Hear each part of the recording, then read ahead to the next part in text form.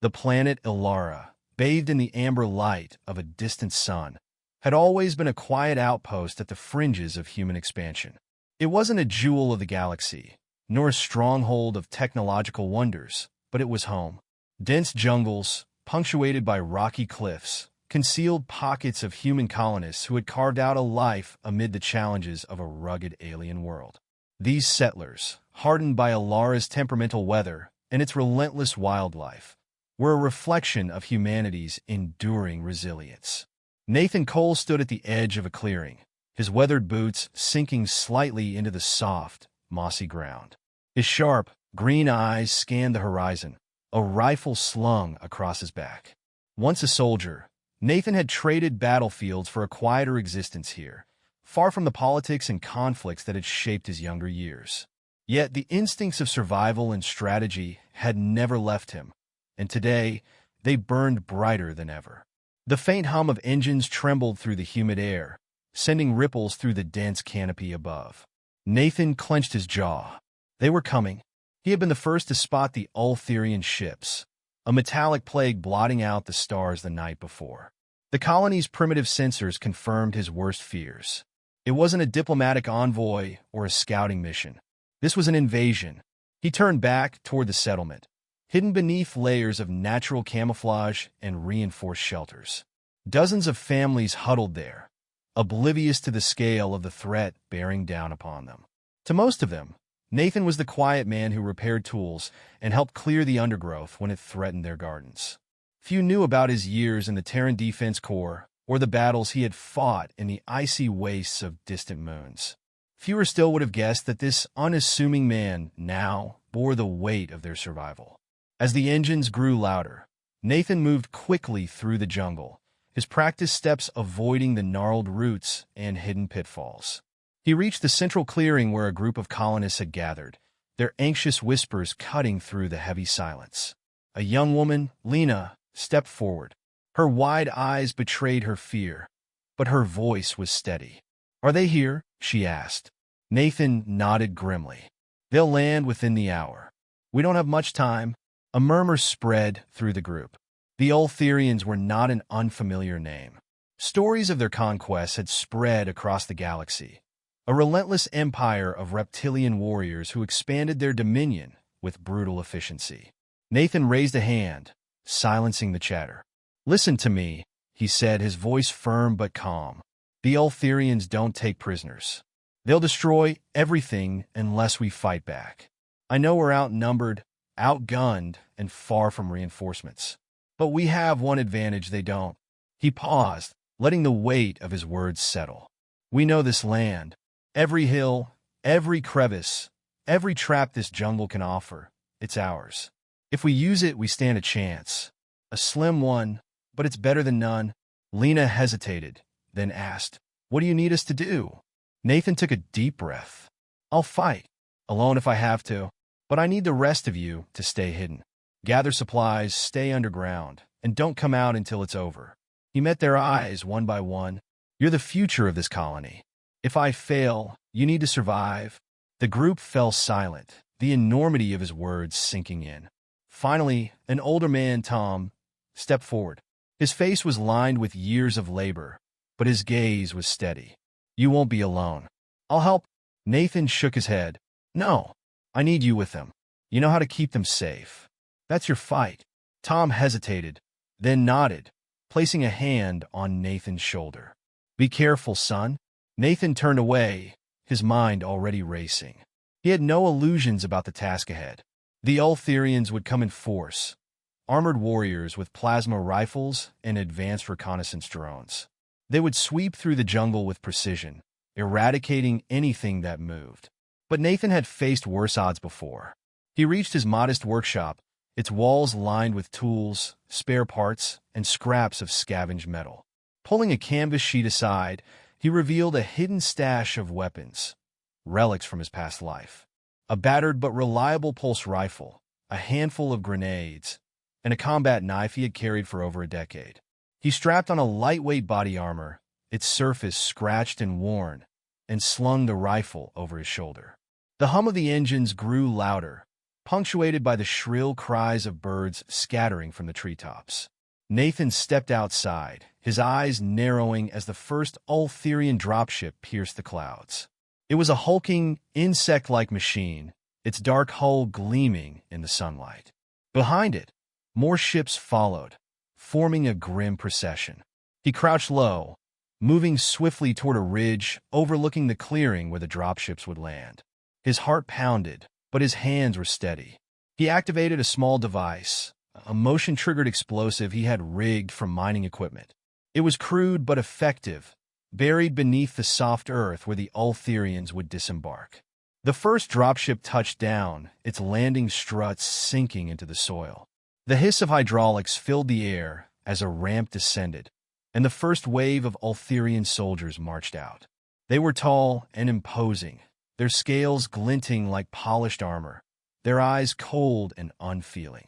Nathan waited, his finger hovering over the detonator. He had to time it perfectly, let them believe the area was secure before striking. He counted the seconds, his breath slow and controlled. When the clearing was filled with soldiers, he pressed the button. The explosion was deafening, a fiery bloom that engulfed the Ultherians at the center of the formation.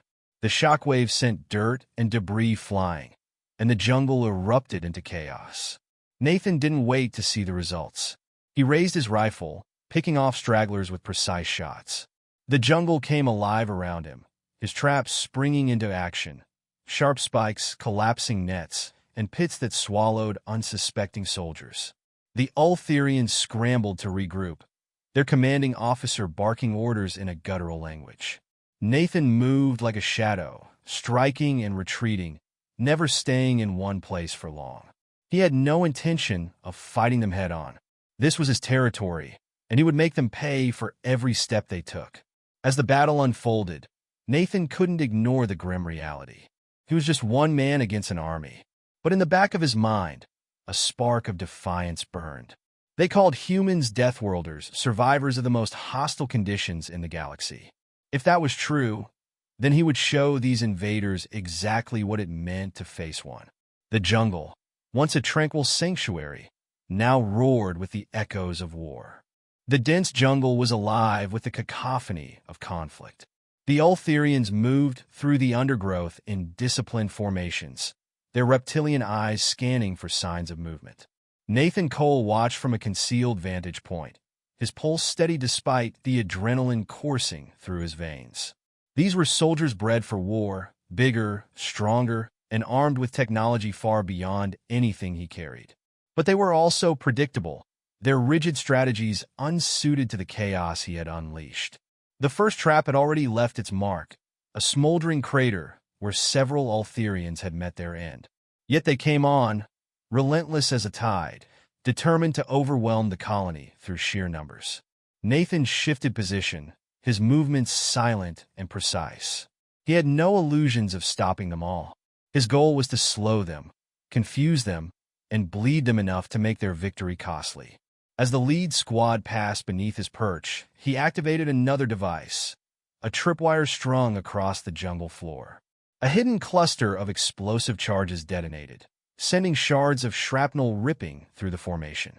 Screeches of pain and confusion echoed through the trees as Ultherians fell, their scaled bodies riddled with wounds. Before they could react, Nathan fired from above, his pulse rifle spitting blue bolts of energy. Each shot found its mark, dropping another soldier.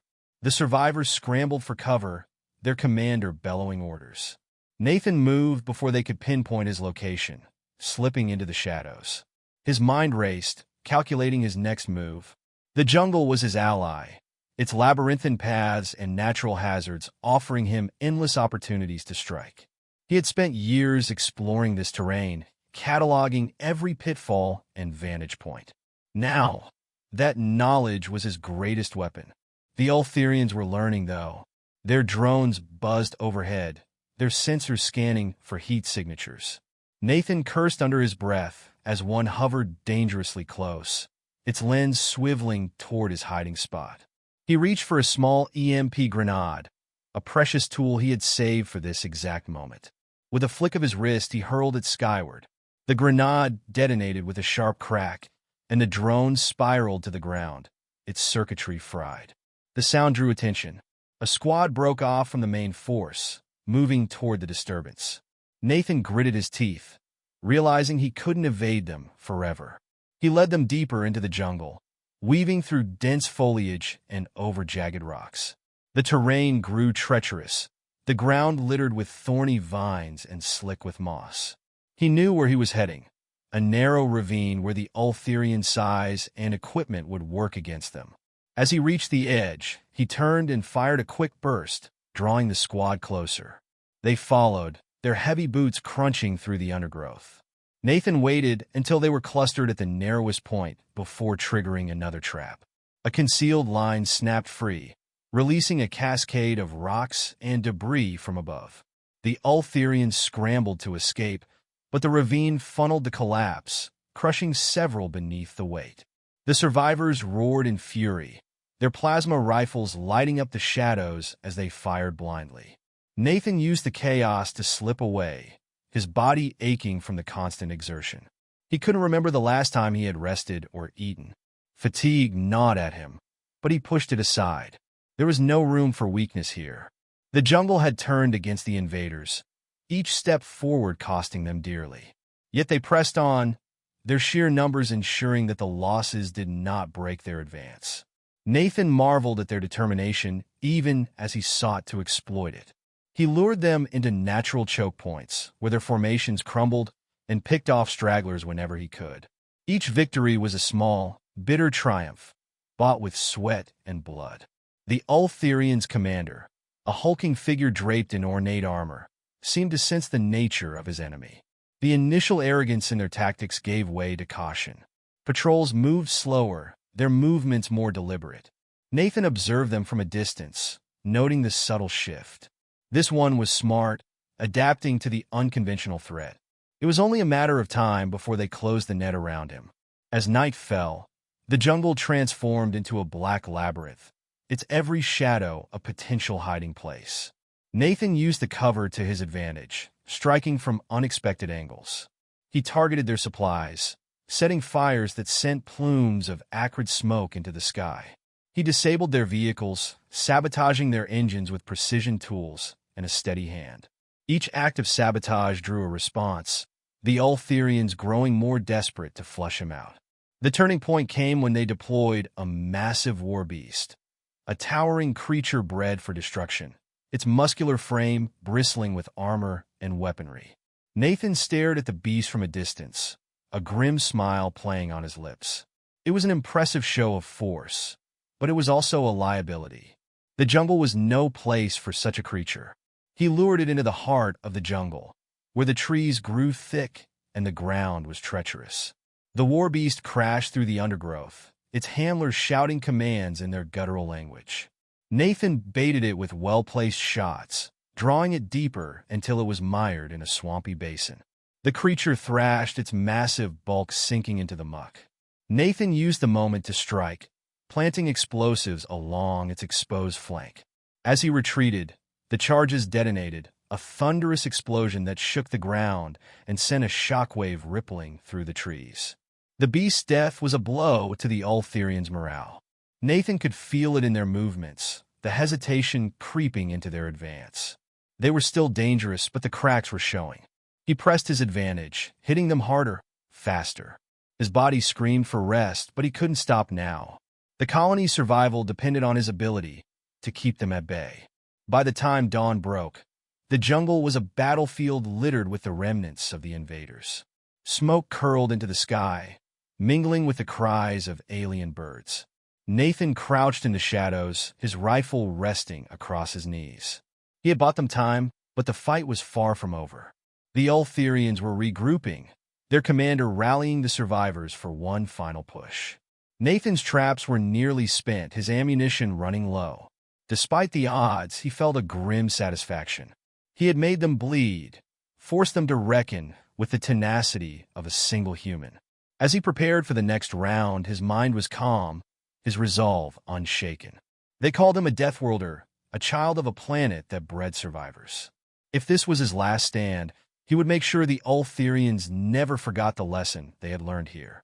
The smoke hung heavy in the air, curling through the broken canopy like the ghost of the battle that had raged through the night.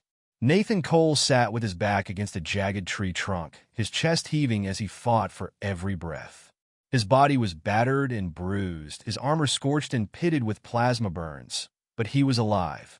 Around him, the jungle was silent, save for the distant crackle of dying fires and the faint rustle of wind through the leaves. The invaders had been driven back or killed. For now, at least, the fight was over. He wiped a streak of dried blood from his temple and rose slowly, wincing as pain lanced through his ribs. The air was thick with the stench of burnt foliage and the acrid tang of alien weaponry. His rifle hung limply in his hand, its power cell drained. He would need to scavenge more supplies soon, but first he had to assess the damage. Picking his way through the undergrowth, Nathan came upon the remains of the Ultherian warbeast. Its hulking form lay half-submerged in the swamp, its armored plates scorched and shattered. The beast had been their trump card, the weapon meant to crush his resistance, but here it lay, a monument to their hubris. He ran a hand over the cold metal of its flank, feeling a pang of grim satisfaction. This, too, was a victory. As he moved further into the jungle, the signs of battle grew more chaotic. Fallen trees and craters marked the spots where his traps had sprung. The bodies of Ultherian soldiers lay scattered among the debris, their once imposing forms now lifeless and still. Nathan had no time for pity. He had fought them tooth and nail, not for glory or vengeance, but for the survival of the colony. And survival, he reminded himself, demanded sacrifice. The colony's hidden entrance came into view, concealed beneath layers of foliage and reinforced steel. Nathan approached cautiously, his senses still on high alert. He rapped a sequence of knocks against the metal door, and after a tense moment, it slid open. Lena stood on the other side, her face pale but determined. Her wide eyes flickered over his battered form, relief mingling with disbelief. "You're alive," she whispered. "Barely," he replied with a wry smile, stepping inside. The dimly lit bunker was a stark contrast to the chaos outside. Families huddled together in silence, their faces etched with fear and exhaustion. When they saw Nathan, a ripple of quiet hope passed through them. Tom approached, his weathered face grim but resolute. "Is it over?" "For now," Nathan said, lowering himself onto a makeshift bench. He winced as Lena began inspecting his wounds, her hands deft and precise. "I've thinned their numbers.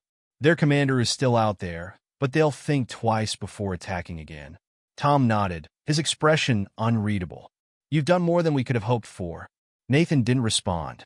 His mind was already racing, calculating their next steps. The Ultherians might retreat, but they wouldn't forget this defeat. Reinforcements would come eventually, and the colony couldn't afford to be caught unprepared.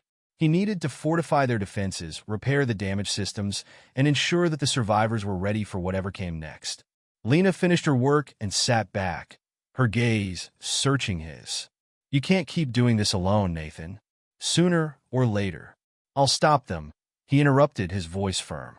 "As long as I'm breathing, they won't take this colony." Her eyes softened, but she didn't argue. She could see the fire in him, the unshakable resolve that had carried him through countless battles. Yet she also saw the toll it was taking, the weariness that lingered beneath his determination. Nathan leaned back against the wall, closing his eyes for a brief moment. His mind drifted to the faces of those he had lost over the years, comrades, friends, and the countless innocents caught in the crossfire of war. He had sworn to leave that life behind, to find peace in the quiet simplicity of Alara. But peace, it seemed, was not something he could claim. The faint hum of machinery drew his attention. Tom had activated a communications relay, its screen flickering to life. Static crackled, then resolved into a fragmented message. Nathan rose, his exhaustion momentarily forgotten. "This is Outpost Orion." The voice crackled, distorted but urgent. "We've detected Ultherian movements in your sector. Reinforcements are..." The signal broke off, replaced by a burst of static. Nathan stared at the screen, his jaw tightening. If reinforcements were coming, they were still too far away to make a difference. The colony would have to rely on its own strength for now. He turned to Tom. Keep monitoring the signal. If they try to make contact again, let me know. Tom nodded, his expression grim. What do we do in the meantime? Nathan's gaze swept over the room, taking in the frightened but resolute faces of the colonists. We prepare. They'll be back, and when they come, we'll be ready. The words hung in the air, a promise as much as a warning. Nathan felt the weight of them, heavier than any weapon he had carried. He had fought for these people, not because he owed them anything, but because their survival meant something worth dying for if it came to that. As he stepped outside again, the morning light filtering through the trees, he took a deep breath. The jungle was scarred, its once pristine beauty marred by the violence of the past days. But it endured, as did he. Nathan scanned the horizon, his sharp eyes seeking any sign of movement. The Ultherians were out there, licking their wounds, plotting their next move. He knew they wouldn't give up easily. Neither would he. He moved back into the jungle, his rifle slung across his back, his mind already working through the possibilities. Traps to reset, patrols to intercept, weak points to reinforce. There was no shortage of tasks.